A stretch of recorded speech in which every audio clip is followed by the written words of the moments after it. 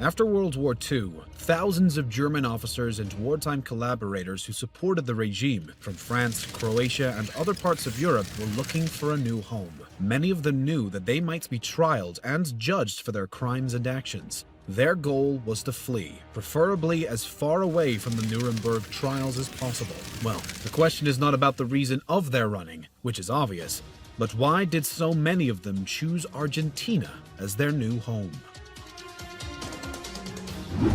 When the Allies raised their flags in Berlin, and when the German instrument of surrender was signed on the eve of May 8, 1945, one thing was clear for these criminals and collaborators. Germany, and even the whole European continent, wasn't a safe place for them to stay or hide.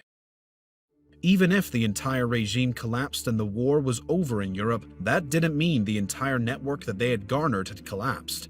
Former admirers were still there. It's not like World War II ended in one day in 1945 and suddenly everyone realized how horrible the regime had been. Even after their defeat, there were many powerful men in Europe who had favored the cause and continued to do so. Just as an example, Spain was a neutral country, but was a friendly state and supporter of Germany. Spain was ruled by Francisco Franco and had been a tired and neutral country because of its civil war. For some time, many fugitives would find themselves in a safe spot here, but will use Spain as a bridgehead to other destinations.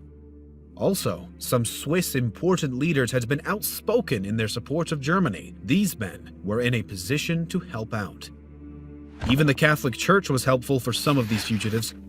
Several high-ranking church officials actively aided in their escape. There was a window of time to escape justice and possible trials. Those who wanted to flee had to consider their options in a short period of time in order to hide elsewhere and adopt new identities. Across the ocean, in Argentina, President Juan Domingo Perón was more than ready to welcome those former Axis members with open arms. President Perón was an admirer of the German ideology of that time. He helped numerous war criminals to flee with the support of his own diplomats and intelligence agents deployed in Europe. Argentina supported ways for their transit through passages from Italy and Spain to Buenos Aires.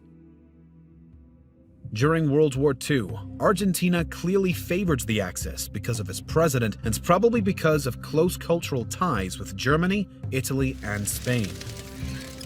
Argentina was a former Spanish colony, and they achieved independence at the beginning of the 19th century. Through decades-long migrations of Italians and Germans created strong ties to these European countries. Argentina was a pro-Italian and pro-Germany country, and this was due to the fact that most Argentines were of Spanish, Italian, or German descent. The German government saw their sympathy, and the two countries created special links between each other. In Argentina were many German spies, and also Argentine officers and diplomats held important positions in Europe. Perón's government admired some totalitarian behaviors and tried to lead his country more in the direction of large military parades and militarization. Many important and influential Argentines, as wealthy businessmen or members of the government, were openly supportive of the Axis cause. Even the president Juan Domingo Perón himself had served as an adjunct officer in the Italian army in the late 1930s. Thus, there were special bonds between Germany, Italy, and Argentina. But even in this situation, Argentina would eventually declare war on the Axis powers within just a month before the war ended. But some Argentine agents worked to help defeated German officers to escape after the war. There was a financial reason for Argentina to accept these men. Some wealthy Germans and Argentine businessmen of German descent were willing to pay the way for escaping runners. In 1945, as the Allies were cleaning the last remnants of the Axis, for many it became clear that the next great conflict would come between the capitalist USA and the communist USSR. Some people, including Perón and some of his advisors, predicted that a new world conflict would break out soon between the Allies and the Communists. This thought was seen so realistically by many. And in this upcoming inevitable conflict, third parties such as Argentina could tip the balance one way or the other. Perón envisioned Argentina taking its place as a crucially important diplomatic third party in the war and emerging as an important actor on the world map. Knowing that these fugitive criminals were also anti-communist, the Argentinian president thought that these men would come in useful in the possible upcoming conflict between the USA and the USSR. The Argentine president also sought to recruit more of these fugitives, in particular those with military and technological expertise that he believed could help his armies and technological advances. This thought was pretty much the same as in other cases. An example could be the United States and the Soviet Union, who both poached scientists to assist them in military and technological matters.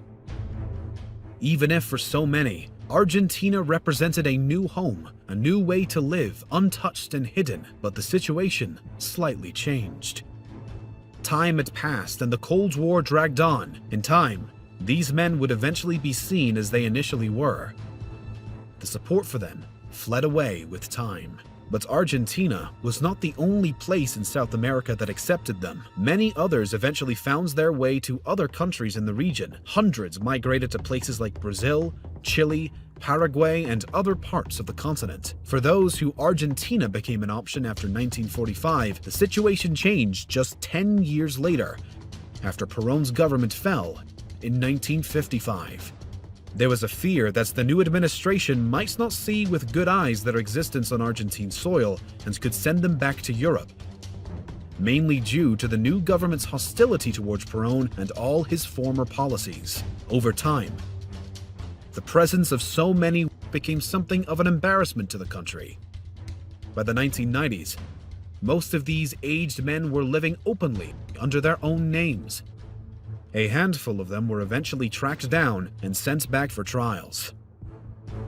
Many others have lost their mark and were assimilated into Argentina's sizable German community and probably never talked about their past again. Runners escaped to Argentina and South America through a system of escape routes called rat lines. These escape routes mainly led towards Latin America, particularly countries like Argentina, Chile, Paraguay, Colombia, Brazil, Uruguay, and others. There were two primary routes. The first went from Germany to Spain, then Argentina. The second one was from Germany to Rome to Genoa, then South America. This happened because of the willingness of some countries to accept these people and because some important figures who had a form of sympathy to them. But there is also another big reason for their escape to Argentina: geography. Looking at the map of 1945, we can see that Europe was obviously not a good place to hide. Even if some of these people found themselves in countries like Portugal, Spain, or Switzerland.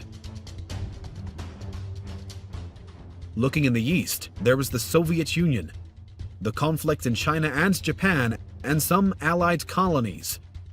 Looking south, Africa was mainly a huge colony of France and Great Britain.